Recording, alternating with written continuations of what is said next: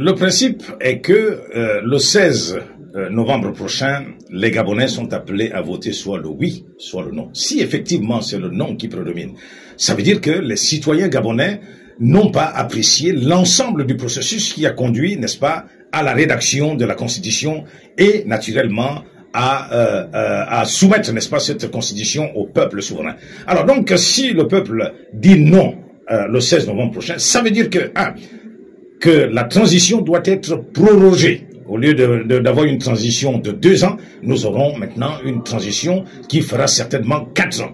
Et nous connaissons les conséquences. La première est que les institutions internationales vont naturellement continuer à sanctionner notre pays. Celles qui ont levé les sanctions vont ramener ces sanctions-là. Et naturellement, ça veut dire que ceux qui sont actuellement en train de gérer la transition vont continuer à le faire. Deuxième élément important, c'est que si on doit poursuivre, ça veut dire que tout le processus qui a été mené jusque-là doit être repris à zéro, à savoir les contributions citoyennes.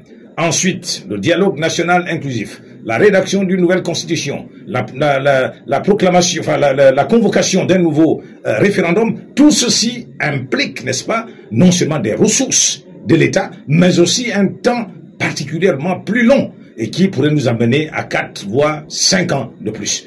Et également, un dernier point, c'est que si le non l'emporte, ça veut dire qu'il y a une sorte de rejet de l'ensemble des décisions qui ont été prises jusque-là, y compris de ceux qui animent, n'est-ce pas, les différentes institutions de la transition. Ce qui veut dire qu'on pourrait, n'est-ce pas, exposer le Gabon à d'autres tentatives négatives qui pourraient par la suite déstabiliser le Gabon. Alors donc, il y a plus de risques, plus de dangers, n'est-ce pas, à se prononcer pour le non, parce que les conséquences risquent d'être néfastes. Si naturellement c'est le oui qui l'emporte, ça veut dire que nous commençons le début de la fin de la transition.